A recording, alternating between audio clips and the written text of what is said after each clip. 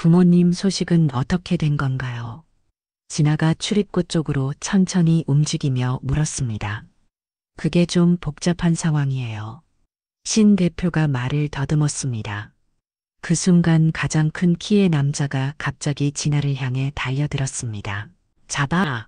남자가 소리치며 진아의 팔을 붙잡으려 했습니다. 진아는 순간적으로 왼쪽으로 몸을 돌려 남자의 손을 피하고 동시에 오른발을 한 발자국 뒤로 빼 안정적인 자세를 잡았습니다. 해병대의 특수부대에서 수백 번 연습한 근접 전투 기술이 본능적으로 발동되었습니다. 진아는 숨을 깊게 들이마시며 남자의 복부를 향해 오른손 주먹을 번개처럼 뻗어냈습니다. 유명치 부위를 정확히 타격한 강력한 펀치였습니다. 남자가 비명을 지르며 양손으로 배를 움켜쥐고 뒤로 비틀거렸습니다. 그의 몸이 사무실 벽에 부딪히며 털썩 주저앉았습니다. 나머지 두 명의 남자가 양쪽에서 동시에 달려들었습니다. 진아는 재빠르게 허리를 숙여 몸을 낮추며 왼쪽에서 달려오는 남자의 왼발을 자신의 오른발로 걸어 넘어뜨렸습니다. 남자는 양다리가 길게 벌어지면서 균형을 잃고 옆으로 넘어졌습니다. 그때 오른쪽에서 다른 남자가 진아의 머리채를 뒤에서 잡으려 했습니다. 진아는 그의 움직임을 감지하고 몸을 돌리면서 왼쪽 주먹을 휘둘러 남자의 얼굴을 가격했습니다. 주먹이 남자의 콧볼을 강타하자 피가 쏟아져 나왔습니다. 남자가 코를 옮겨쥐고 비명을 질렀습니다. 신 대표는 예상과 다르게 상황이 돌아가자 당황하며 떨리는 손으로 책상 밑에 빨간 비상 버튼을 연달아 눌렀습니다. 잠시 후 복도에서 무거운 발걸음 소리가 쿵쿵 울려왔습니다. 여러 명이 계단을 뛰어 올라오는 소리와 함께 사무실 문이 거칠게 열렸습니다. 덩치 큰 남자 8명이 일제히 사무실로 몰려들어왔습니다. 전현을 잡아 신 대표가 뒤에서 소리쳤습니다. 진아는 즉시 자세를 잡았습니다. 가장 먼저 달려든 남자의 얼굴을 향해 주먹을 날렸지만 다른 남자가 옆에서 그녀의 팔을 붙잡았습니다. 진아가 왼쪽 팔꿈치로 그 남자를 가격하려는 순간 또 다른 남자가 그녀의 다른 팔을 잡아당겼습니다. 동시에 뒤에서 두 명이 진아의 양쪽 다리를 붙잡았습니다. 놓으라고. 진아가 필사적으로 몸부림쳤지만 너무 많은 손이 그녀를 붙잡고 있었습니다. 한 명이 그녀의 허리를 감싸고 다른 한 명은 어깨를 눌러 움직임을 봉쇄했습니다. 진아는 해병대에서 배운 모든 기술을 동원해 저항했지만 8명의 남자들이 사방에서 그녀의 팔, 다리, 몸통을 각각 붙잡고 있어 더 이상 움직일 수 없었습니다. 이게 지금 진아가 말하는 순간 뒤에서 다가온 남자가 갑자기 이상한 냄새가 나는 수건으로 그녀의 코와 입을 동시에 막았습니다. 진아가 깜짝 놀라며 숨을 참으려 했지만 이미 자극적인 화학 냄새가 코로 들어왔습니다. 안 돼. 진아의 시야가 점점 흐려지기 시작했습니다. 팔, 다리에 힘이 빠지면서 정황을 파악할 수 없게 되었습니다. 몇 초 후 진아는 완전히 의식을 잃고 8명이 그녀를 쓰러뜨렸습니다. 신 대표가 쓰러진 진아를 내려다보며 씩 웃었습니다. 잠시 후 차가운 콘크리트 바닥의 감촉에 의해 진아가 천천히 의식을 되찾았습니다. 머리가 지끈거리고 입안이 마른 상태로 눈을 떴습니다. 진아는 급히 몸을 일으켜 앉았습니다. 한쪽 손목에는 수갑이 채워져 가스배관과 연결되어 있었습니다. 주변을 둘러보니 지하실 같은 공간이었습니다. 여기가 어디지? 진아가 중얼거리며 주변을 살펴봤습니다. 벽면은 습기로 얼룩져 있었고 구석에는 낡은 담요 한 장이 던져져 있었습니다. 작은 창문 하나가 있었지만 철창으로 막혀 있었습니다. 갑자기 위층에서 발걸음 소리가 들려왔습니다. 무거운 문이 열리는 소리와 함께 계단을 내려오는 발소리가 점점 가까워졌습니다. 깨어났구만. 험악한 인상의 남자가 방문 앞에 나타났습니다. 흥신소에서 봤던 조복 중 한 명이었습니다. 그의 뒤로 50대 중반의 여성이 함께 내려왔습니다. 주황색 머리에 화장을 지나치게 한 그녀는 화려한 옷을 입고 있었지만 어딘지 피곤해 보였습니다. 왜 저를 이런 곳에 가뒀어요? 저는 아무 잘못도 하지 않았는데요.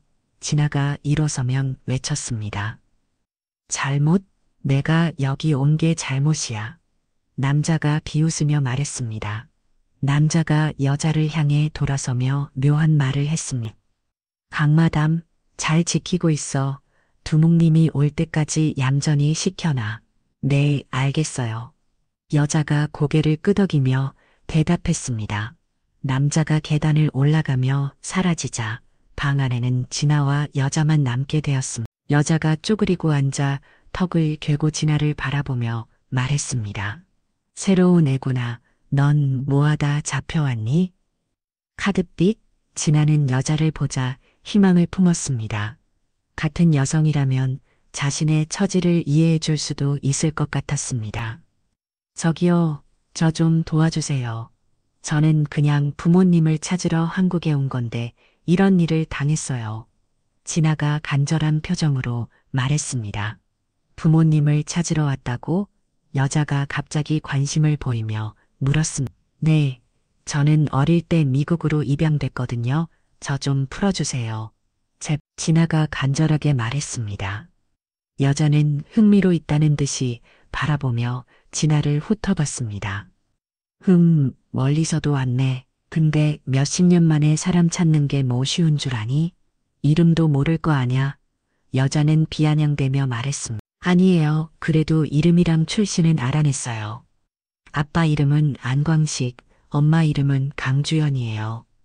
순간 여자의 얼굴이 창백해졌습니다. 그녀는 숨을 거칠게 몰아쉬었습니다. 뭐라고, 강주연?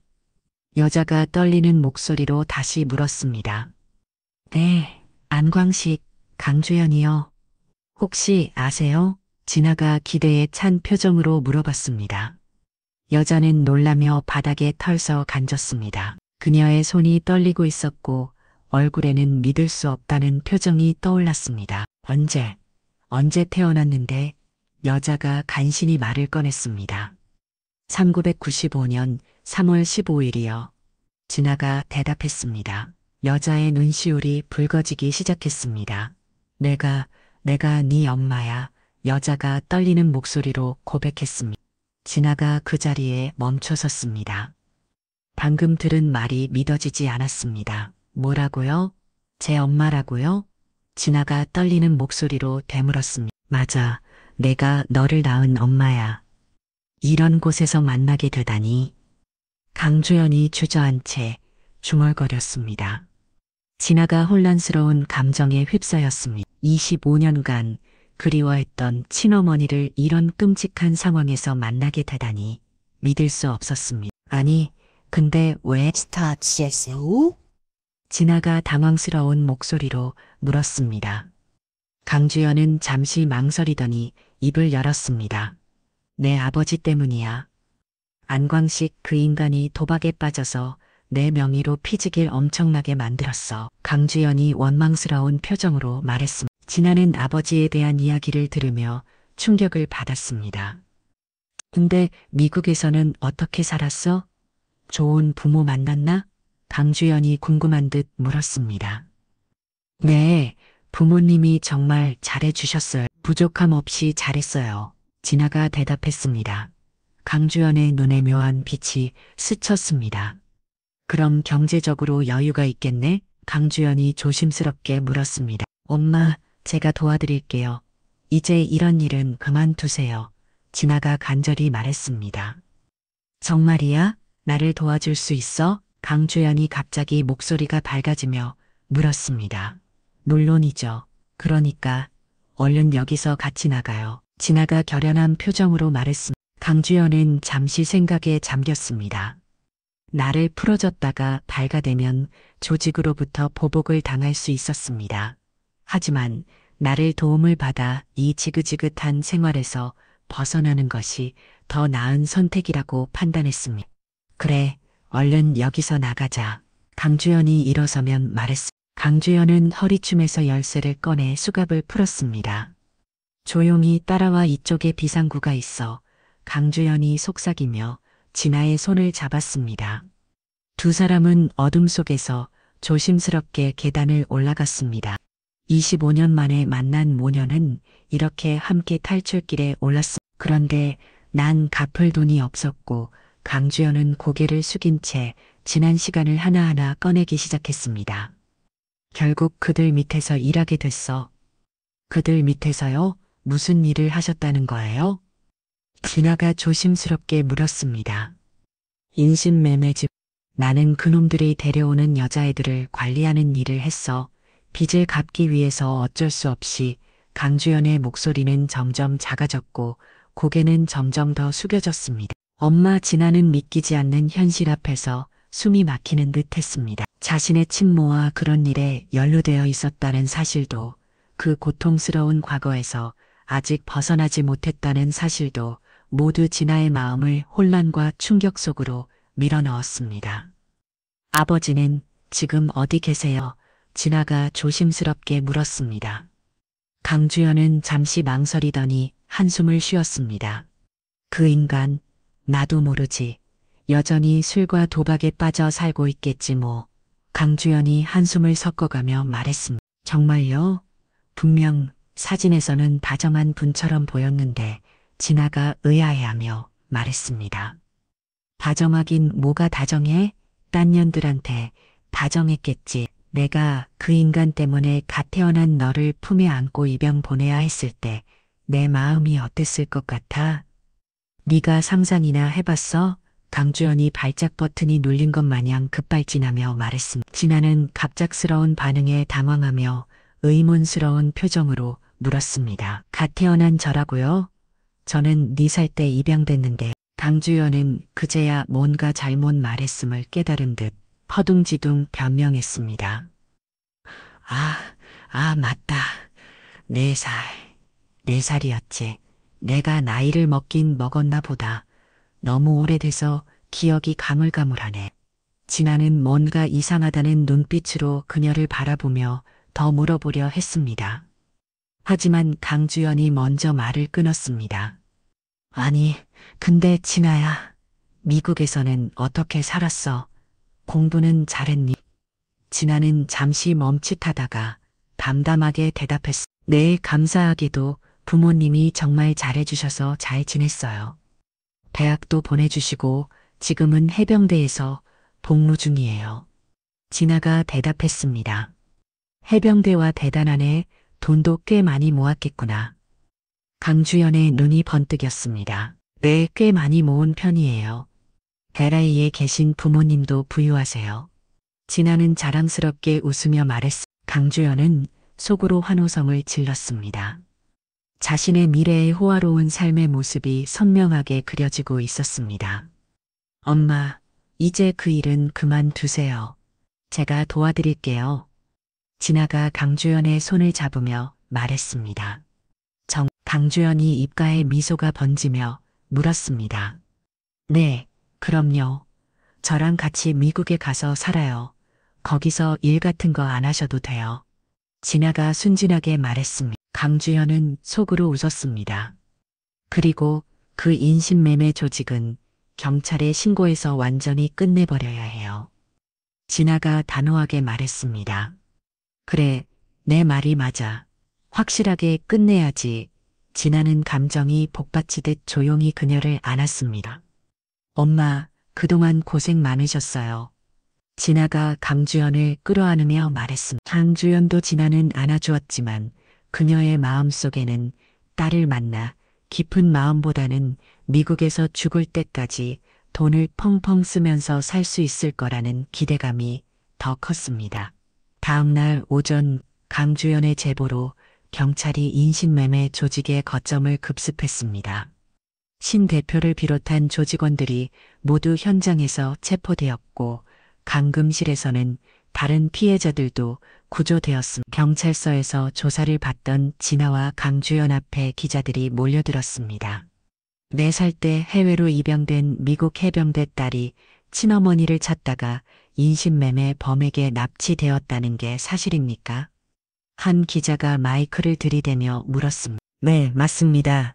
저는 25년 전에 미국으로 입양되었고 친부모님을 찾기 위해 한국에 왔다가 이런 일을 당했습니다. 진아가 침착하게 대답했습니다. 그런데 기적적으로 어머니와 만나게 되었다고 들었는데요. 다른 기자가 질문했습니다. 강주연이 불쑥 나서서 대답했습니다. 저도 그 조직에 끌려가 있던 상황이었어요. 딸과 25년 만에 그런 끔찍한 곳에서 만나게 되었습니다. 어떻게 그런 일에 연루되게 되신 겁니까? 기자가 강주연에게 물었습니다. 강주연은 잠시 눈물을 흘리는 신용을 했습니다. 남편이 도박과 술에 빠져서 제 명의로 엄청난 빚을 만들었어요. 사채업자들이 저를 협박해서 어쩔 수 없이 그런 일을 하게 되었습니다. 남편분은 지금 어디 계신가요? 기자가 추가로 물었습니다. 여전히 도박과 술에 빠져 살고 있어요. 가족을 버리고 자기 즐거움만 쫓는 사람입니다. 강주연이 원망스러운 표정으로 말했습니다. 그날 저녁 뉴스에서 이 사건이 주요 뉴스로 보도되었습니다. 강주연은 뉴스를 보며 만족스러운 표정을 지었습니다. 자신의 계획이 순조롭게 진행되고 있었습니다. 같은 시각 통영시 외곽의 낡은 쪽방 촌 3평 남짓한 방에서 50대 후반의 고승민이 뉴스를 보고 있었습니다. 그는 라면으로 저녁을 때우며 오래된 브라운관 TV를 보고 있었습니다. 뉴스에서 진아와 강주연의 인터뷰가 나오자 고승민의 손에 들린 젓가락이 멈췄습니다. 25년 전 해외 입양으로 미국에 간 한국계 여성이 앵커의 말을 들으며 고승민은 몸을 앞으로 기울였습니다. 화면에 나온 진아의 모습을 보자 무언가 익숙한 느낌이 들었습니다. 남편이 도박에 빠져 가족을 버렸어요. 혼자서는 아이를 키울 수 없어서 눈물을 삼키며 입양을 보냈습니다. 강주연의 인터뷰가 나오는 순간 고승민은 라면 그릇을 바닥에 떨어뜨렸습니다. 이 나쁜 년이. 고승민이 TV를 향해 소리쳤습니다. 그의 얼굴은 분노로 일그러졌고 주먹을 붉게 쥐었습니다. 광식이 형을 이렇게 모함하다니? 이런 뻔뻔한. 고승민은 20년간 안광식과 함께 원양 어선을 탔던 동료였습니다. 그는 안광식이 어떤 사람인지 그리고 강주연이 얼마나 나쁜 여자였는지 누구보다 잘 알고 있었습니다. 고승민이 일어나 TV 앞으로 다가갔습니다. 뉴스에서는 계속해서 강주연의 인터뷰가 끝나고 뉴스가 다른 소식으로 넘어가자 고승민은 TV를 꺾었습니다. 방 안이 갑자기 조용해졌지만 그의 마음은 격한 감정으로 들끓고 있었습니다. 고승민은 창문 옆 작은 책상으로 가서 서랍을 열었습니다. 그 안에는 오래된 사진 몇 장이 들어 있었습니다. 10년 전 원양 어선에서 찍은 안광식과의 사진이었습니다. 형, 이렇게 당할 순 없어. 고승민이 사진을 들여다보며 중얼거렸습니다. 그는 뉴스를 다시 찾아보고 진아에 대한 정보를 수집했습니다.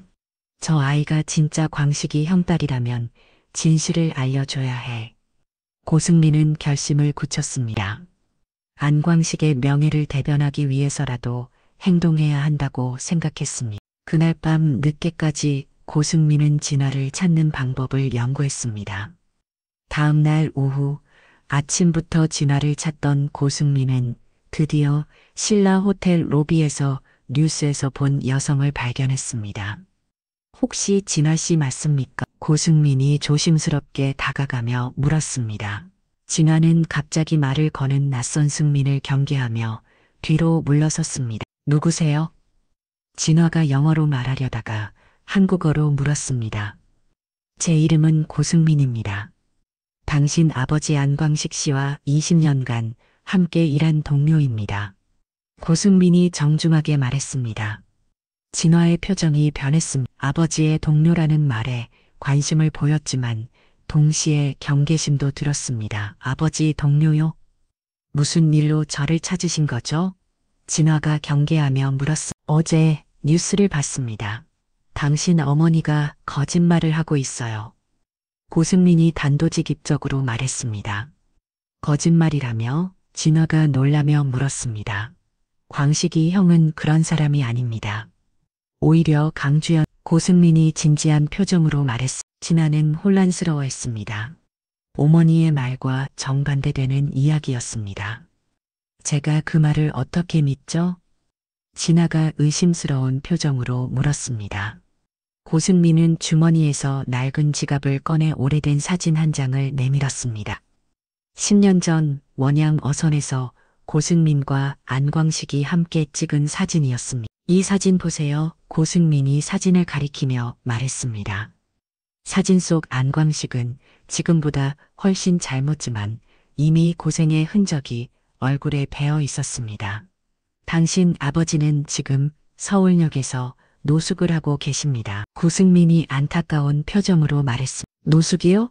진화가 충격을 받으며 물었습니다. 네, 가서 직접 만나보세요.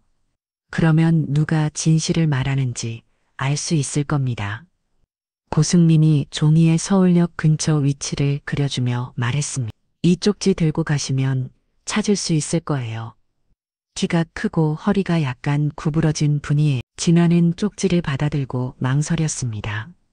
어머니의 말과 이 사람의 말 중 무엇이 진실인지 알 수 없었습니다. 왜 저에게 이런 말씀을 하시는 거죠? 진화가 물었습니다. 당신 아버지는 제 은인입니다. 제가 힘들 때 도와주셨어요. 이제 제가 도울 차례입니다. 고승민이 진심 어린 목소리로 말했습니다. 진아는 고승민이 준 쪽지를 들고 서울역에 도착했습니다. 여기는 귀가하는 사람들과 여행객들로 분별지만 구석진 곳에는 노숙자들이 하나 둘 자리를 잡고 있었습니다. 진아는 고승민이 말한 특징을 떠올리며 주변을 둘러보았습니다. 키가 크고 허리가 약간 구부러진 남성, 60대 중반의 나이, 한참을 찾아다니던 진화는 한쪽 모서리에서 잠들어 있는 남성을 발견했습니다. 낡은 점퍼를 입고 있었고 얼굴은 해져 있었지만 고승민이 보여준 사진과 닮은 점이 있었습니다. 진화는 조심스럽게 그 남성에게 다가갔습니다. 가까이 가자 오랫동안 씻지 못한 냄새가 났습니다. 아저씨, 혹시 안광식 씨신가요? 진화가 작은 목소리로 불렀습니다. 남성이 천천히 눈을 뜨더니 초점이 맞지 않는 눈으로 진화를 바라봤습니다. 누구세요? 응. 안광식이 힘이 없는 목소리로 물었습니다. 진화는 가슴이 뛰는 것을 느꼈습니다. 25년간 궁금했던 친아버지를 드디어 찾았다는 실감이 들었습니다.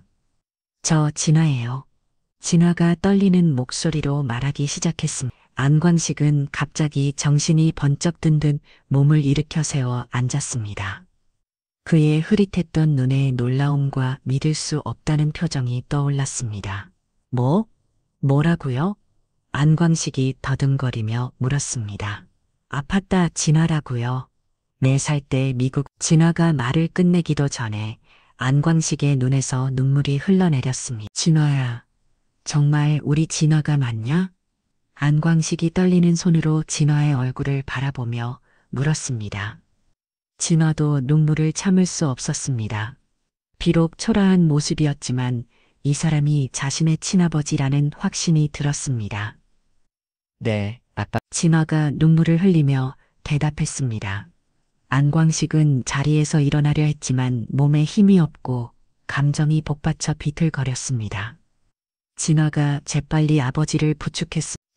정말 내 딸이요? 안광식이 진화의 어깨를 잡고 다시 한번 확인했습니다. 네, 아버지. 저예요. 진화가 고개를 끄덕이며 말했습니다.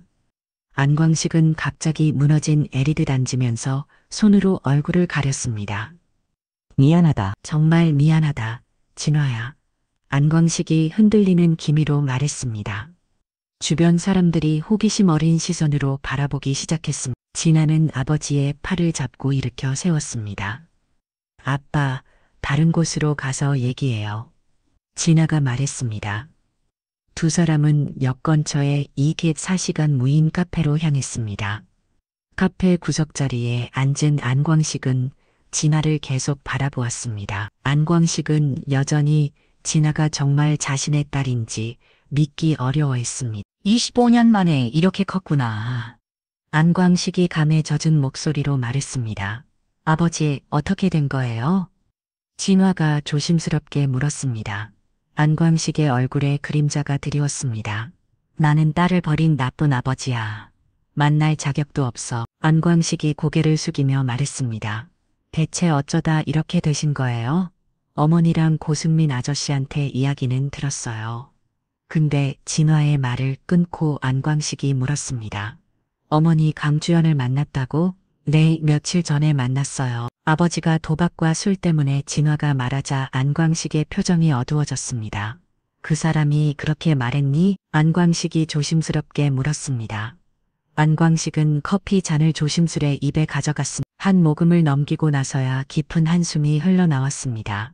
그의 거친 손끝은 여전히 미세하게 떨리고 있었고 진화를 바라보는 눈빛에는 말로 설명할 수 없는 복잡한 감정이 담겨 있었습니다. 그 침묵이 너무 길어 답답함을 느낀 진화는 결국 먼저 말을 꺼냈습니다. 아빠, 도대체 어떻게 된 거냐고요? 저 너무 혼란스러워요. 그제야 안광식이 천천히 입을 열었습니다. 진화야, 사실 그의 목소리가 떨리기 시작한 순간 그의 기억은 어느새 29년 전으로 되돌아가고 있었습니다. 통영의 작은 어차피 마을에서 젊은 안광식이 추락을 앞두고 있었습니다. 임신한 아내 강주연에 불러온 뱀을 어루만지며 다정한 미소를 짓고 있었습니다. 아빠, 금방 올게. 우리 진아 조금만 기다려. 젊은 안광식이 강주연의 배에 대고 다정하게 말했습니다.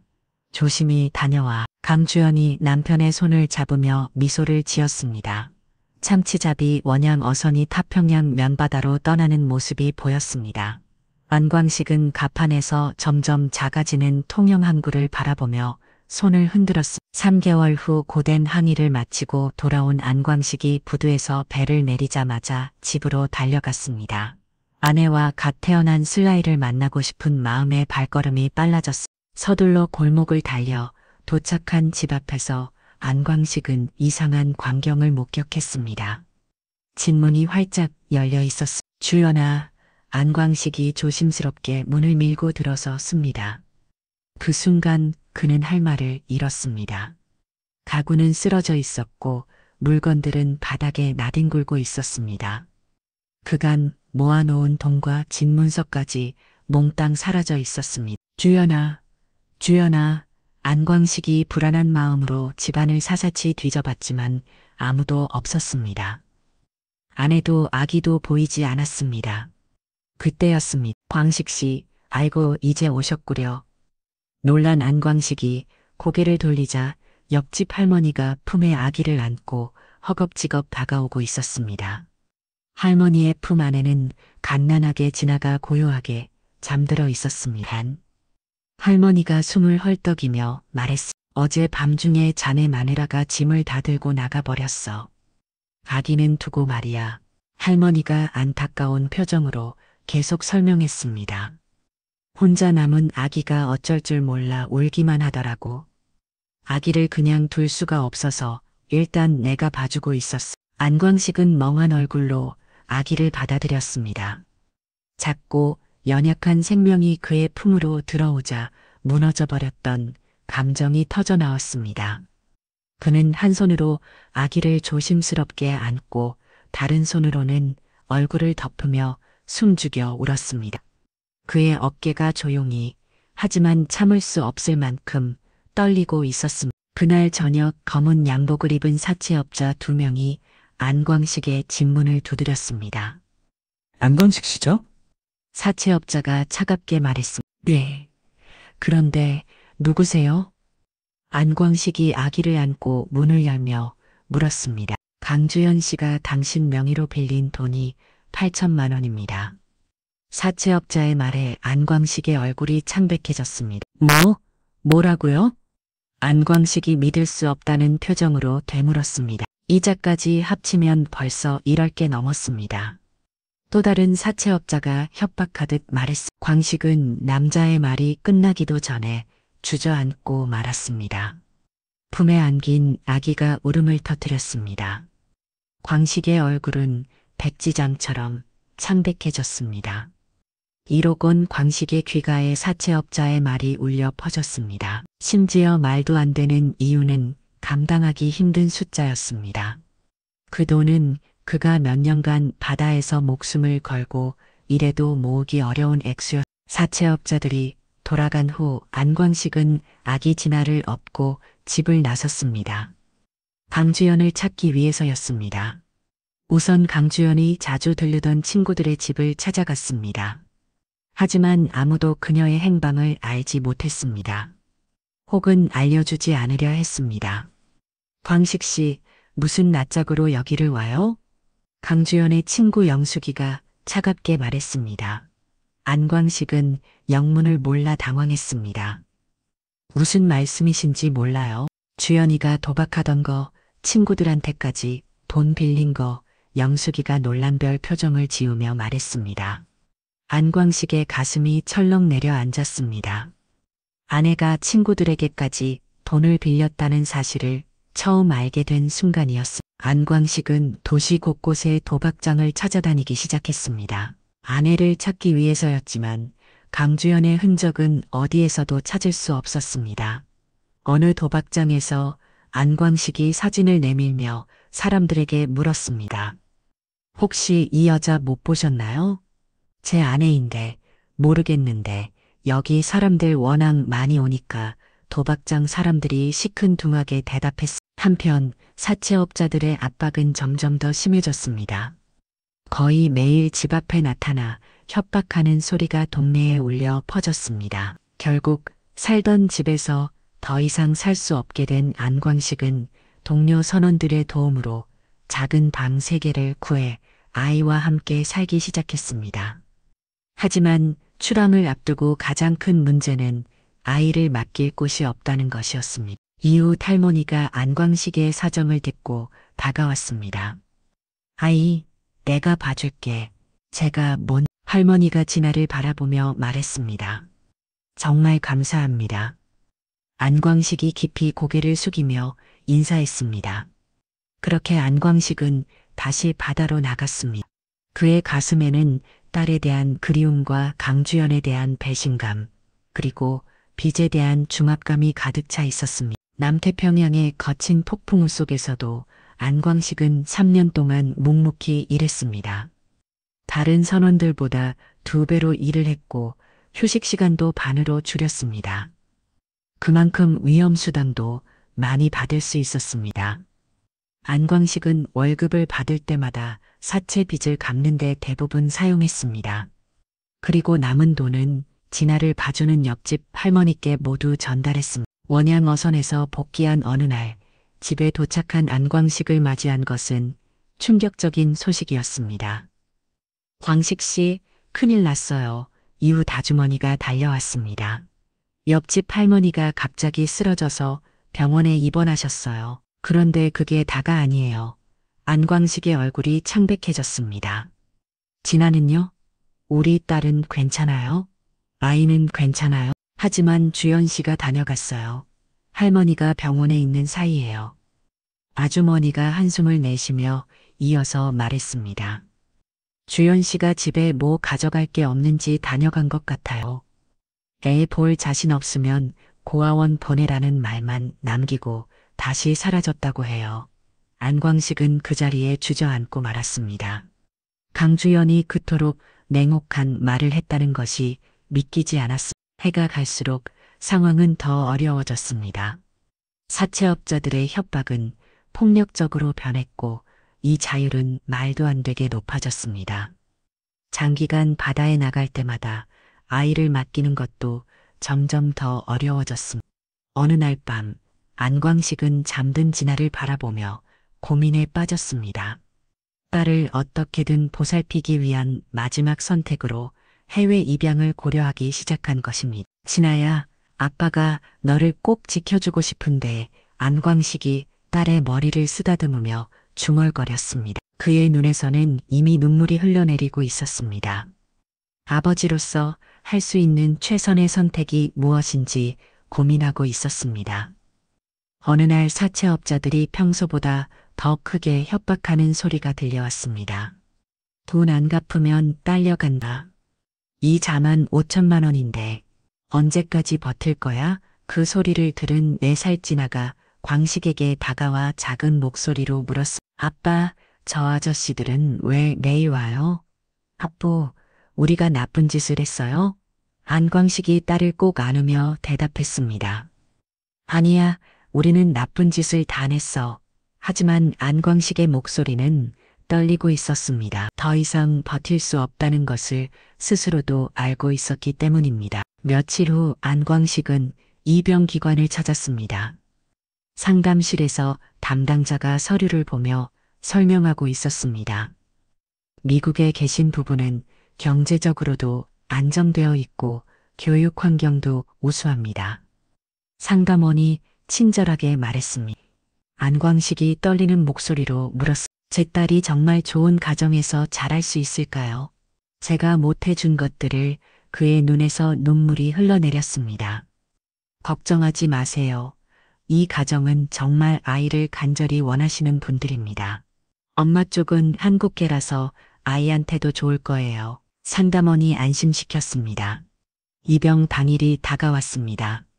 안광식은 진아에게 줄 수 있는 거라고는 사진 한 장밖에 없었습니다. 진아야, 아빠가 정말 미안하다. 안광식이 사진을 건네며 간신히 말했습니다. 진아는 아직 무슨 일이 일어나는지 정확히 이해하지 못했지만 아버지가 울고 있다는 것은 알 수 있었습니다. 아빠, 우리 지금 어디 가요? 진아가 천진난만하게 물었습니다. 안광식은 대답할 수 없어 그저 딸을 덕꽉 안아주었습니다. 입영기관 직원이 진아의 손을 잡고 차 쪽으로 향했습니다. 진아는 뒤돌아보며 아버지를 향해 손을 흔들었습니다. 아빠, 빨리 와요. 같이 가야지.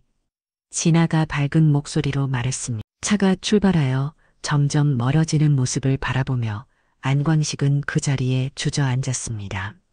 미안해, 진아야, 정말 미안해. 안광식이 아무도 없는 거리에서 중얼거리며 소리내어 오열했습니다. 딸을 향한 사랑과 미안함, 그리고 앞으로 혼자 살아가야 한다는 두려움이 그의 마음을 짓눌렀습니다. 하지만 동시에 딸이 좋은 환경에서 행복하게 자랄 수 있다는 희망도 있었습니다. 그것만이 그에게 남은 유일한 위안이었습니다. 저 멀리 사라진 차를 바라보며 안광식은 마지막 인사를 했습니다. 건강하게 자라라, 진아야. 그의 목소리는 바람에 흩어져 사라졌습니다. 딸을 보내는 안광식은 더욱 위험한 원양어선을 자원해서 탔습니다. 태평양 한복판에서 거친 폭풍우가 몰아치고 있었습니다. 다른 선원들이 갑판에서 밀려 나올 정도로 위험한 파도였지만 안광식은 묵묵히 그물을 끌어올리고 있었습니다. 눈물조차 흘리지 않은 채 기계처럼 일하는 모습으로 변해갔습니다. 광씨가 위험에 들어와 동료가 소리쳤지만 안광식은 들은 척도 하지 않았습니다. 2년이 지난 어느 날 그물을 끌어올리는 작업 중에 큰 사고가 일어났습니다. 안광식의 손가락 2개가 잘려나간 것입니다. 안광식이 비명을 지르며 피투성이가 된 손을 옮겼습니다. 광씨가 동료들이 달려와 응급처치를 시도했습니다. 선장이 안광식에게 말했습니다. 광씨, 좀 쉬어라. 손가락도 다쳤는. 하지만 이틀 후 안광식은 붕대를 감은 손으로 다시 갑판에 올라왔습니다. 이럴 수 있습니다. 안광식이 담담하게 말했습니다. 선장과 동료들은 논란 없이 그를 바라봤습니다. 몇 년 후 같은 배에서 일하던 고승민이 절망적인 표정으로 안광식에게 다가왔습니다. 형, 나 이번 달 월급으로는 턱도 없어. 어떻게 하지? 고승민이 고민을 털어놓았습니다. 집사람 수술비가 500만 원인데 내가 가진 돈으로는. 며칠 뒤 안광식이 고승민에게 돈 봉투를 건넸습니다. 이거라도 써. 안광식이 무뚝뚝하게 말했습니다. 형도 힘든데 이 돈이면 이자라도 갚을 수 있잖아. 고승민이 만류했습니다. 우리 길이 뭘 그러냐. 가족이 아프면 그게 먼저지. 안광식이 돌아서며 말했습니다. 고승민은 안광식의 뒷모습을 바라보며 감동의 눈물을 글썽였습니다. 세월이 흘러 50대가 된 안광식은 여전히 바다를 떠돌며 번 돈의 대부분을 빚 갚는 데 썼습니다. 혼자 있을 때면 가끔 술에 취해 중얼거리는 것이 유일한 감정 표현이었습니다. 진아야 아빠가 미안하다. 안광식이 낡은 손실에서 혼자 말을 했습니다. 더욱 바래진 진아의 사진을 바라보며 그는 딸의 안부를 궁금해했습니다. 지금쯤 얼마나 컸을까? 건강하게 자라고 있을까? 20년이라는 긴 세월이 흘렀습니다. 마침내 안광식이 사채업자 사무실에 찾아갔습니다. 손에는 마지막 동무치가 들려 있었습니다. 마지막 이자까지 다 갚겠습니다. 안광식이 돈을 책상 위에 놓으며 말했습니다. 사채업자가 돈을 세어보더니 고개를 끄덕였습니다. 오케이, 이제 끝이야. 20년 만이네. 빚을 다 갚은 날 안광식은 조용히 술 한 잔을 마셨습니다. 축하도 없었고 눈물도 나오지 않았습니다. 20년 가까이 달려온 전쟁 같은 삶은 끝났지만 그에게는 아직 멈춘다는 개념이 낯설었습니다. 그래서 며칠 쉬지도 않고 바로 다음 추락 명단에 이름을 올렸습니다. 바다가 그를 부르고 있다는 듯 그는 다시 가방을 꾸려 배에 올랐습니다. 하지만 배에 올라타는 순간 그의 다리가 휘청거렸습니다. 수십 년간의 고된 노동으로 몸이 완전히 망가져 있었음. 결국 배를 타지 못하고 혼자 바다를 바라보는 안광식의 표정에는 안도감 대신 공허함만 가득했습니다. 이제 뭘 위해 살지? 안광식이 허탈한 목소리로 중얼거렸습니다. 20년간 딸을 위해 빚 갚기 위해 살아왔는데 이제는 목적이 사라져버린 상태였습니다. 몸도 마음도 망가진 채 어디로 가야 할지 모르는 상황이 되었습니다. 몸이 아파 더 이상 배를 탈 수 없게 된 안광식은 통영을 떠나 서울로 올라왔습니다. 작은 고시원에서 생활하며 일용직 노동자로 일하기 시작했습니다. 하지만 손가락도 잘리고 몸도 성취하는 안광식을 고용하는 곳은 많지 않았습니다. 어느 건설 현장에서 젊은 현장 감독이 안광식에게 말했습니다. 아저씨, 몸이 안 좋으시면 다른 일 알아보세요. 조금만 더 일하게 해주세요. 안광식이 간청했지만 소용없었습니다. 어렵게 구한 일용직에서도 안광식은 항상 무시당했습니다. 나이가 많고 몸이 불편한 그를 다른 일꾼들은 귀찮아했습니다. 저 영감 때문에 작업 속도가 느려져 손가락도 없는 사람이 무슨 일을 하려고 그는 점점 일을 구하기 어려워졌고 고시원비를 내는 것도 힘들어졌습니다. 어느 추운 겨울날 고시원 주인이 안광식의 방문을 두드렸습니다. 아저씨, 이번 달 방세에 또 밀렸어요. 조금만 기다려주세요. 내일 일자리가 있어서 안광식이 간청했습니다. 하지만 고시원 주인은 냉정했습니다. 이미 한 달 밀렸잖아요. 짐 싸서 나가세요. 그날 밤 안광식은 처음으로 거리에서 밤을 보내게 되었습니다. 차가운 바닥에 신문지를 깔고 누워있는 그의 모습은 처량했습니다. 그날부터 안광식은 서울역 근처의 노숙자가 되었습니다. 그러던 어느 날 고승민이 안광식을 찾아 서울로 올라왔습니다. 마지막 연락은 고시원에서 쫓겨난다는 짧은 메시지뿐이었고 그 후론 소식이 끊겼습니다. 승민은 서울역 일대를 헤매며 그를 수소문했고 마침내 사람들 사이에 앉아있는 안광식을 발견할 수 있었습니다. 형, 여기 있었구나. 고승민이 다가가며 반가워했습니다. 안광식은 고개도 들지 않은 채 멍하니 앞만 바라보고 있었습니다. 형, 내가 도와줄게. 통영이 내려와 고승민이 간절히 말했습니다. 안광식은 아무 대답도 하지 않았습니다. 마치 고승민의 말이 들리지 않는 것처럼 공허한 눈빛으로 허공을 바라보고 있었습니다. 형 말 좀 해봐. 나야. 승민이야. 고승민이 안광식의 어깨를 흔들었습니다. 이제 뭘 위해 살아야 하는지 모르겠어. 안광식이 힘없는 목소리로 중얼거렸습니다. 날도 보내버렸고 빚도 다 갚았고 이제 정말 아무것도 남지 않았어. 형, 그래도 살아야지. 고승민이 위로했습니다. 아니야, 그럴 이유도 없어. 고승민은 더 이상 무슨 말을 해야 할지 몰랐습니다. 그 후로도 몇 번이나 설득해보았지만 소용이 없었습니다. 삶의 모든 의미를 잃어버린 안광식을 보며 눈물을 글썽이며 발걸음을 돌려야 했습니다. 그렇게 안광식은 모든 사람들과의 관계를 단절했습니다. 유일한 위안은 지갑 속에 진아의 바래진 사진 한 장뿐이었습니다. 그 사진을 보며 딸이 미국에서 잘 지내고 있기를 바라는 것이 그의 일과였습니다. 어느 폭우가 쏟아지던 날이었습니다. 안광식이 비를 피하려 했지만 지갑이 완전히 젖어버렸습니다. 급하게 지갑을 열어본 안광식은 절망했습니다. 25년간 소중히 간직해온 진아의 사진이 빗물에 젖어 흐려져서 얼굴을 알아볼 수 없게 되어 있었습니다. 안 돼, 안광식이 훼손된 사진을 떨리는 손으로 들여다봤습니다. 딸의 얼굴이 번져서 형체를 알아볼 수 없었습니다. 그에게 남은 마지막 희망마저 사라진 순간이었습니다.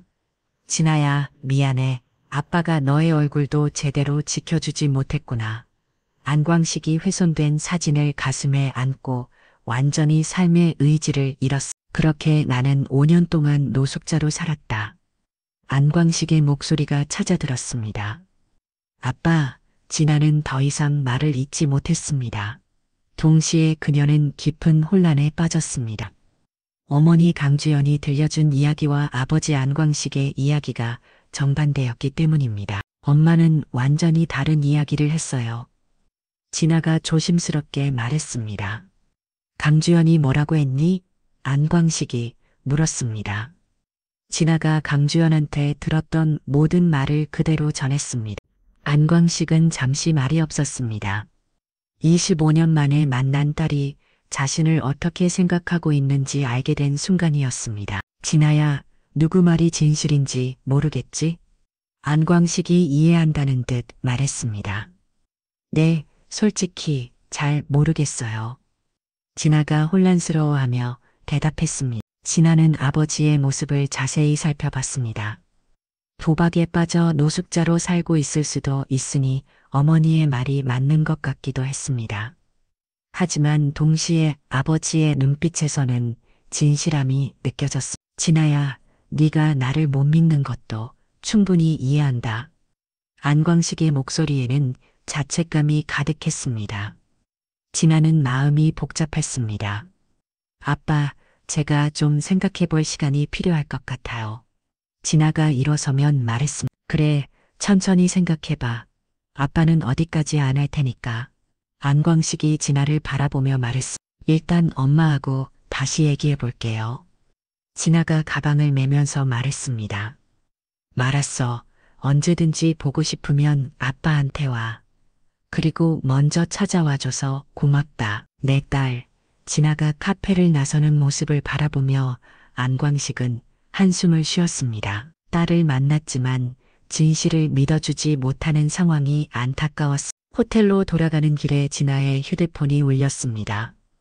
화면에는 고승민의 번호가 표시되었습니다. 여보세요? 진아가 전화를 받았습니다. 진아 씨, 저 고승민입니다. 아버지를 만나봤나요? 고승민이 걱정스러운 목소리로 물었습니다. 네, 방금 만나고 오는 길이에요. 진아가 대답했습니다. 어떻게 하셨어요? 많이 놀라셨죠? 고승민이 물었습니다. 사실 너무 혼란스러워요. 엄마 말고 아빠 말이 완전히 달라서 진아가 솔직하게 털어놓았습니다. 고승민은 잠시 생각하더니 말했습니다. 그럼 입영센터에 가서 당시 서류를 확인해 보세요. 고승민이 좋았습니다. 입영센터요? 네, 누가 보호자로 되어 있는지, 누가 입영동에서 설명했는지 보면 진실을 알 수 있을 거예요. 고승민의 말에 진아는 번뜩 깨달았습니다. 맞아요. 왜 그 생각을 못했지? 진아가 급하게 말했습니다. 지금이라도 늦지 않았어요. 진실을 확인하세요. 고승민이 격려했습니다. 진아는 곧바로 해외 입영 관리센터에 도착했습니다. 진아가 접수 창구에 가서 자초지종을 설명하고 서류 확인을 요청했습니다. 당시 서류를 다시 확인하고 싶은데 가능한가요? 신분증 좀 보여주세요. 본인 확인이 되면 열람 가능합니다. 직원이 친절하게 답했습니다. 잠시 후 직원이 당시 서류의 사본을 출력하여 진아에게 건네주었습니다. 진아는 떨리는 손으로 서류를 받아들였습니다. 25년 전 자신의 이병과 관련된 모든 서류가 들어있었습니다. 보호자란을 확인한 진아는 충격을 받았습니다. 안광식이라는 이름이 선명하게 적혀 있었고 그의 선명도 되어 있었습니다. 이병동에서에도 안광식의 선명만 있을 뿐 강주연의 이름은 어디에도 없었습니다. 이상한데 어머니 이름이 없어요. 진아가 중얼거렸습니다. 직원이 설명했습니다. 여기 비고란의 어머니는 행방불명 상태라고 적혀있네요. 행방불명이요?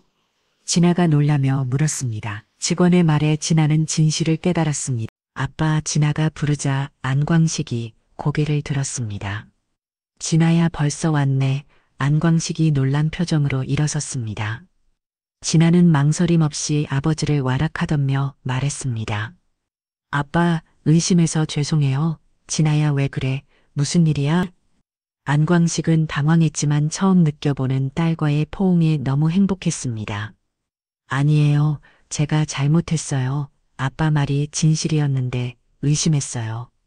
진아가 눈물을 흘리며 말했습니다. 이어서 진아는 입영센터에서 확인한 모든 사실에 대해 말했습니다.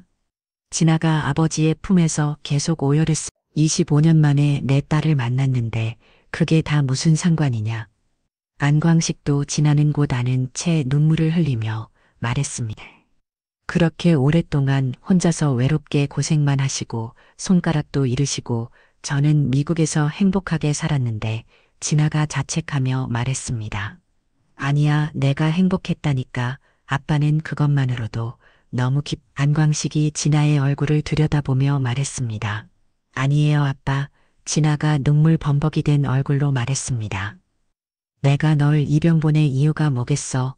내가 좋은 환경에서 행복하게 자라길 바랐던 거야. 안광식이 미소를 지으며 말했습니다. 진아는 아버지의 말에 더욱 울음을 터뜨렸습니다. 진아가 아버지의 손을 잡으며 말했습니다. 아빠, 미국에 가요? 함께 살아요, 우리.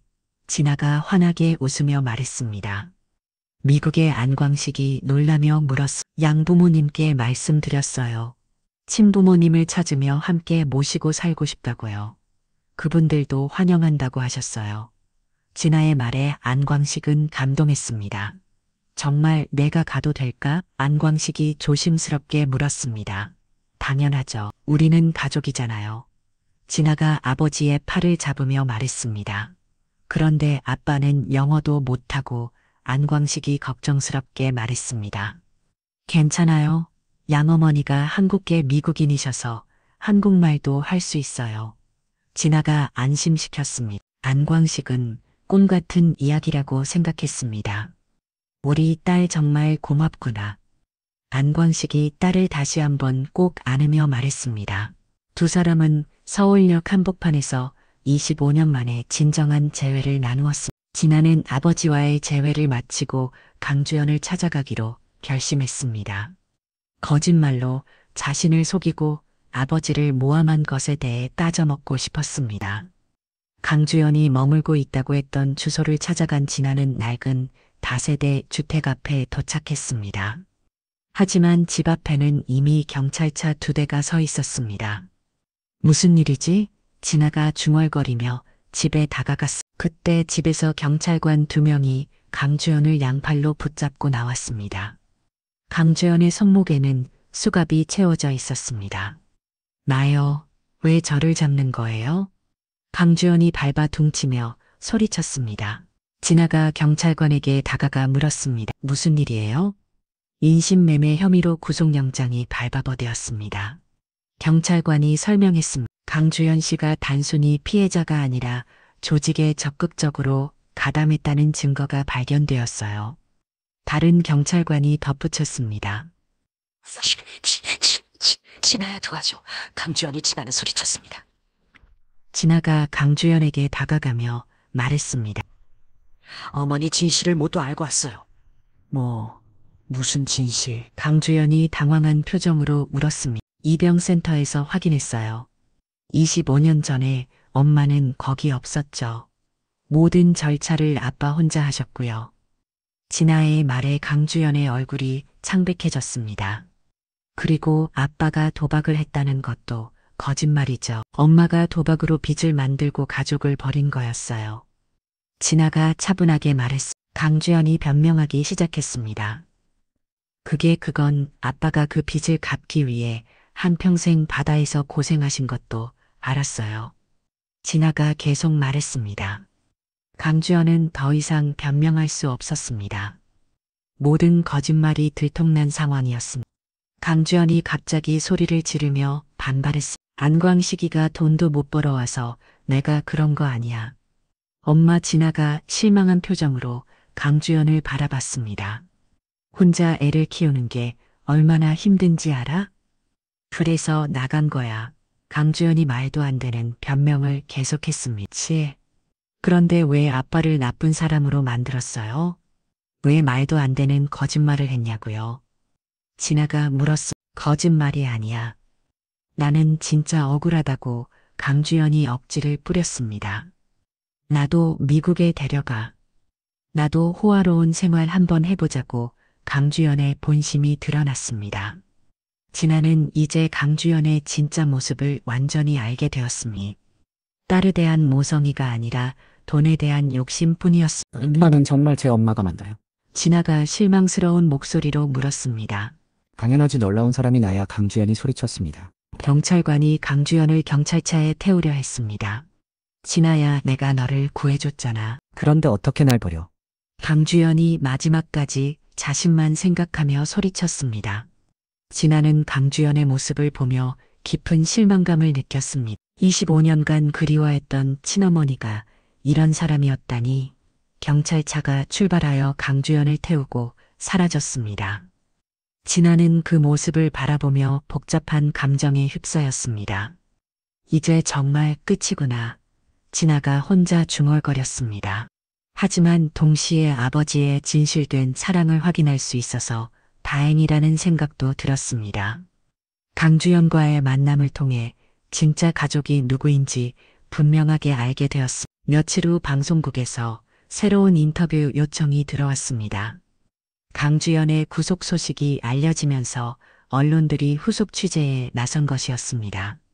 진아는 이번에는 진실을 바로잡아야 한다는 사명감으로 인터뷰에 응하기로 했습니다. 방송 스튜디오에서 진아가 리포터와 마주 앉았습니다. 이번에는 안광식과 고승민도 함께 출연했습니다. 지난번 인터뷰 이후 새로운 사실들이 밝혀졌다고 들었는데 리포터가 질문했습니다. 네, 사실 지난번 어머니, 아니 강주연 씨의 말은 모두 거짓이었습니다. 진아가 침착하게 대답했습니다. 어떤 부분이 거짓이? 제 아버지가 도박과 술에 빠져 가족을 버렸다고 했는데 사실은 정반대였어요. 진아가 말했습니다. 강주연 씨가 도박하다가 제 아버지 명의로 큰 빚을 만들고 아버지와 저를 버리고 도망갔습니다. 진아의 증언에 리포터가 논란을 지었습니다. 구체적으로 어떤 일이 있었던 건가요? 진아가 눈물을 글썽이며 아버지에게 들은 모든 이야기들을 말했습니다. 방송이 나간 후 온라인에는 지지와 응원의 댓글들이 쏟아졌습니다. 이번에는 안광식에 대한 비난 대신 존경과 응원의 목소리가 높았습니다. 진실이 밝혀지면서 모든 오해가 풀린 것이었습니다.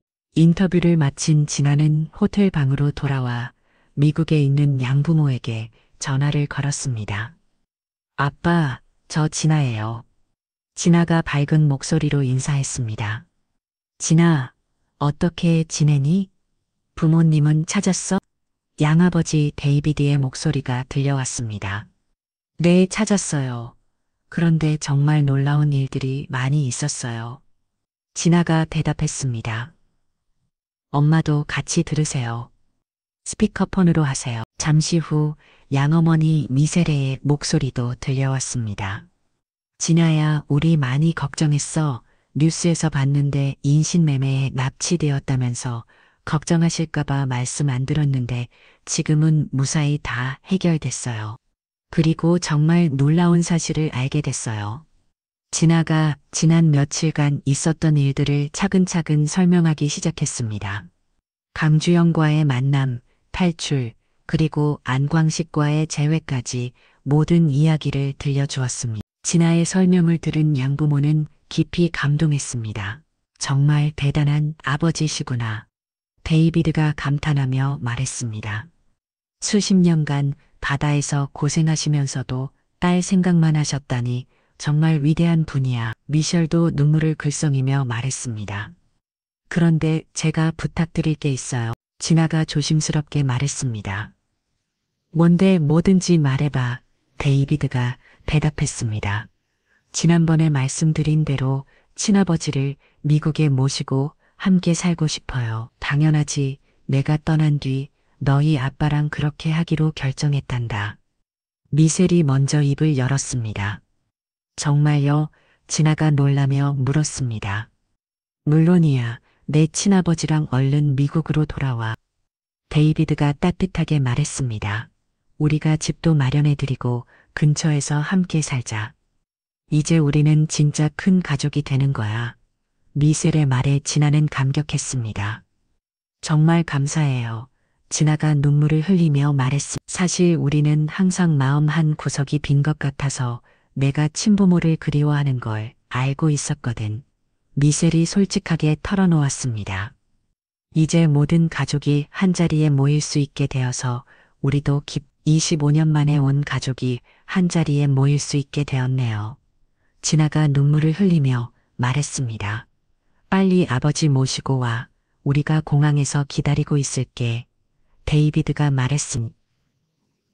아, 그리고 내 친아버지께 우리가 정말 고맙다고 전해줘. 이런 훌륭한 딸을 우리에게 맡겨주셔서. 미셸이 덧붙였습니다. 전화를 끊은 진아는 가슴이 벅찼습니다. 이제 정말 모든 가족이 함께 살 수 있겠구나. 진아가 창밖을 바라보며 중얼거렸습니다. 6개월 후 미국 LA의 아름다운 주택가에 위치한 2층 단독주택에서 따뜻한 저녁 시간이 흘러가고 있었습니다. 넓은 거실에서 4명의 가족이 함께 저녁을 먹고 있었습니다. 안광식은 깔끔하게 정리된 모습으로 양복을 입고 있었습니다. 6개월 전에 초라했던 모습은 온데간데 없이 사라졌습니다. 아버지, 이윤식 어때요? 입에 맞으세요? 진아가 안광식에게 물었습니다. 너무 맛있어. 미국 음식도 이제 익숙해졌어. 안광식이 미소를 지으며 대답했습니다. 양어머니 미셸이 한국어로 안광식에게 말을 걸었습니다. 내일 병원 검진 받으러 가시는 건 맞죠? 네, 미셸 씨, 정말 안광식이 정중하게 답했습니다. 미셸은 한국계 미국인이어서 한국어로 대화가 가능했고 이 덕분에 안광식은 훨씬 편안하게 지낼 수 있었습니다. 양아버지 데이비드가 안광식에게 말했습니다. 영어 수업은 어떠세요? 어렵진 않으세요? 처음에는 어려웠는데 진아가 열심히 가르쳐줘서 조금씩 늘고 있어요. 안광식이 진애를 바라보며 대답했습니다. 아빠가 생각보다 빨리 적응하고 계세요. 영어 발음도 빨리 늘고 있어요. 진아가 자랑스럽게 말했습니다. 식사 중에 데이비드가 안광식에게 고개를 숙였습니다. 그동안 정말 고생 많으셨습니다. 그리고 이런 훌륭한 딸을 우리에게 맡겨주셔서 진심으로 감사합니다. 아니에요. 오히려 진아를 이렇게 잘 키워주셔서 제가 감사해야죠. 안광식이 겸손하게 대답했습니다. 이제 우리는 진짜 가족이에요. 편하게 지내세요. 미셸이 안광식의 손을 잡으며 말했습니다. 저녁 식사가 끝난 후 4사람은 거실 소파에 앉아 대화를 나누었습니다. 벽난로에서는 따뜻한 불꽃이 타오르고 있었습니다. 아빠, 한국이 그리우세요? 진아가 물었습니다. 가끔은 그리워. 하지만 우리 딸과 함께 있으니까 여기가 훨씬 좋아. 안광식이 딸을 바라보며 말했습니다. 그런데 고승민 아저씨는 어떻게 지내세요? 진아가 궁금해하며 물었습니다. 승민이는 통영에서 작은 식당을 차렸대. 아주 잘 되고 있다고 하더라고. 안광식이 대답했습니다. 우리를 도와주신 분이니까 나중에 한국 가면 들러봐야겠어요. 진아가 말했습니다. 데이비드가 제안했습니다.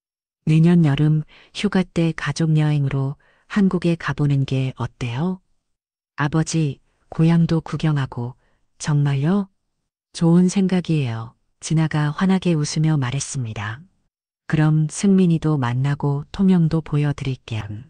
안광식이 기대에 찬 표정으로 말했습니다. 저녁이 깊어가자 데이비드가 카메라를 가져왔습니다. 오늘 좋은 날이니까 가족 사진을 찍을까요? 좋은 생각이에요. 진아가 박수를 치며 말했습니다. 네 사람이 소파에 나란히 앉았습니다. 맞다. 모두 웃으세요. 데이비드가 셀프 카메라를 들고 말했습니다. 김치, 미셀이 한국어로 외치자 모두가 웃음을 터뜨렸습니다. 찰칵. 행복한 내 가족의 모습이 사진에 담겼습니다. 안광식은 25년 만에 찍는 가족 사진에 감격했습니다. 과거에 훼손되었던 진아의 사진과는 달리 이제는 영원히 간직할 수 있는 새로운 가족 사진이 생긴 것입니다. 정말 행복해. 안광식이 눈물을 글썽이며 말했습니다. 저도요, 아빠. 진아가 아버지의 어깨에 기대며 말했습니다. 창밖으로는 LA의 아름다운 야경이 펼쳐져 있었습니다. 오늘 이야기도 끝까지 함께 해주셔서 감사합니다. 지금까지 달빛 이야기였습니다. 더 좋은 사연으로 다시 찾아뵙겠습니다. 오늘 하루도 좋은 일만 가득하시길 바랍니다. 나 놓으라고 했지. 사방에서 달려든 남자들이 진아의 팔다리를 붙잡았습니다. 해병대 특수부대에서 수천 번 훈련받았던 그녀였지만 8명의 힘을 당해낼 수는 없었습니다. 형님, 2년 꽤 쫀쫀하겠습니다. 한 남자가 비열하게 웃으며 진아의 티셔츠 자락을 잡아당겼습니다. 다른 남자의 손은 허벅지 위로 올라오려 했고 누군가는 그녀의 목덜미에 입김을 풀었습니다. 진아의 온몸을 비틀며 저항했지만 고약한 냄새의 수건이 입과 코를 틀어막았습니다. 눈앞이 어두워지기 직전 진아의 머릿속엔 단 하나의 생각만 맴돌았습니다. 엄마, 아빠. 하지만 그녀의 이야기는 그렇게 끝나지 않았습니다. 잠시 후 숨막히는 역전극이 시작됩니다. 그 전에 구독과 좋아요 한번 눌러주시면 오늘 하루 행복한 순간이 찾아올 거예요. 캘리포니아 LA의 미공기장 해병대 특수부대 훈련장에서 격렬한 전투 훈련이 진행되고 있었습니다. 체격이 탄탄한 29세 여성 진아가 훈련용 소총을 들고 장애물 사이를 민첩하게 움직였습니다. 그녀의 뒤로 묶은 검은 머리는 땀에 젖어 이마에 달라붙었고 위장복 아래로 드러난 팔뚝에는 단련된 근육이 선명했습니다. 타겟 클리어. 진아가 마지막 표적을 명중시키며 외쳤습니다. 훈련을 지켜보던 교관이 스톱워치를 확인하며 고개를 끄겠습니다. 좋다. 진아, 오늘 훈련은 여기까지. 교관이 만족스러운 표정으로 말했습니다. 훈련이 끝나고 진아은 샤워를 마치고 사복으로 갈아입었습니다. 청바지와 흰색 티셔츠 차림의 그녀는 훈련 중의 모습과는 다른 평범한 젊은 여성의 모습이었습니다.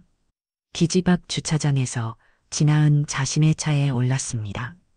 5년째 복무하고 있는 이곳에서 그녀는 최고의 실력을 인정받는 특수부대원이었지만 마음 한 구석에는 항상 채워지지 않는 공허함이 있었습니다. 진아은 어릴 적 입양된 후 좋은 양부모를 만나 따뜻한 가정에서 26년 시절부터 부족함 없이 사랑받으며 성장했지만 가끔 거울을 볼 때마다 자신의 얼굴에서 양부모와는 다른 무언가를 발견하고는 했습니다. 결국 진아는 용기를 내어 양부모에게 친부모를 찾고 싶다는 마음을 털어놓았습니다.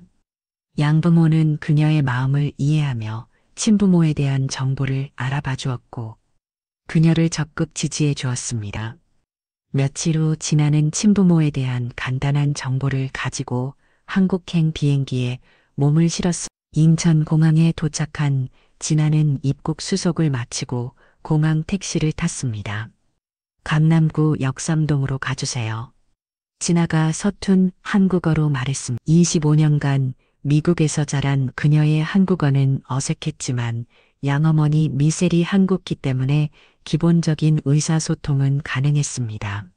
30분 후 택시는 강남의 한 빌딩 앞에 멈췄습니다. 인터넷에서 찾은 이곳이 사람 찾기 전문이라고 광고했던 곳이었습니다. 엘리베이터를 타고 7층에 내린 진아는 복도 끝에 있는 흥신 소문을 열었습니다. 어서 오세요. 50대 중반의 남성이 활짝 웃으며 일어났습니다. 키가 작고 배가 나온 그는 핑크색 카라티를 입고 있었습니다. 안녕하세요. 전화드렸던 진아입니다. 부모님을 찾고 싶다고 진아가 어색한 한국어로 인사했습니다. 아, 미국에서 오신 분이시군요. 여기 앉으세요. 신 대표가 지나치게 친절한 목소리로 말하며 고급 소파를 가리켰습니다. 진아가 앉아 신 대표는 그녀의 외모를 위아래로 훑어보았습니다. 키 17-10cm의 탄탄한 체격 서구적인 옷차림에 진아는 확실히 눈에 띄는 외모였습니다. 통영이 살았다고 되어 있는데 진아가 서류를 건네며 말했습니다. 신 대표는 서류를 자세히 살펴보더니 고개를 끄덕였습니다. 25년 전이면 시간이 꽤 지났네요. 하지만 걱정 마세요. 저희가 반드시 찾아드릴게요. 신 대표가 자신만만하게 말했습니다. 여기 을에서 들을 테니 작성 부탁드립니다. 신 대표가 을에서와 펜을 내밀며 말했습니다. 얼마나 걸릴까요? 진아가 을에서를 작성한 후 내밀며 물었습니다. 일주일 정도면 결과 나올 거예요. 비용도 나중에 결과 나오면 받겠습니다. 신 대표가 을에서를 건네받으며 대답했습니다. 그럼 일주일 후에 다시 연락드릴게요. 신 대표가 미소를 지으며 말했습니다. 진아가 나간 후 신 대표는 휴대폰을 들어 어디론가 전화를 걸었습니다. 형님, 오늘 기가 막힌 물건이 하나 들어왔습니다. 키도 크고 몸매도 좋고 부모도 없고 신 대표가 비열한 웃음을 지으며 속사했습니다. 제가 조만간 그녀를 불러낼 테니 그때 처리하시죠. 전화 너머에서 무언가 대답이 오자 신 대표는 고개를 끄겠습니다. 흥신소를 나온 진안의 서울 시내를 둘러보며 호텔로 향했습니다. 일주일 후에는 25년 만에 친부모를 만날 수 있다는 기대감과 함께 복잡한 감정들이 밀려왔습니다. 이틀 후 진아의 휴대폰이 울렸습니다. 명동의 한 카페에 앉아있던 진아는 급히 전화를 받았습니다. 여보세요? 진아 씨 신 대표입니다. 좋은 소식이 있어서요. 생각보다 부모님을 빨리 찾았습니다. 신 대표의 목소리가 흥분되어 들렸습니다. 진아는 커피 잔을 내려놓으며 심장이 빠르게 뛰는 것을 느꼈습니다. 정말요? 어디에 계세요? 지금 당장 사무실로 오세요. 자세한 이야기를 해드릴게요. 신 대표가 재촉하듯 말했습니다. 진아는 서둘러 카페를 나와 택시를 탔습니다. 25년 만에 친부모를 만날 수 있다는 생각에 가슴이 뛰어 택시 안에서도 가만히 있을 수 없었습니다. 30분 후 진아가 흥신 소문을 열었습니다. 그런데 지난번과 달리 사무실 안이 어둡고 조용했습니다. 신 대표님이 진아가 불안한 목소리로 불렀습니다. 사무실 안쪽에서 신 대표가 나타났습니다. 하지만 그의 뒤로 건장한 체격의 남성 3명이 따라 나왔습니다. 모두 검은 정장을 입고 있었고 얼굴에는 흉터가 있는 험악한 인상이었습니다. 저분들은 누구세요? 진아가 본능적으로 한 발 뒤로 물러서며 물었습니다. 아, 이분들은 제 동업자분들이에요. 신 대표가 어색하게 웃으며 말했습니다. 하지만 진아는 직감적으로 위험을 감지했습니다. 남자들의 눈빛이 일반적이지 않았고 신 대표의 표정도 이전과 달랐습니다.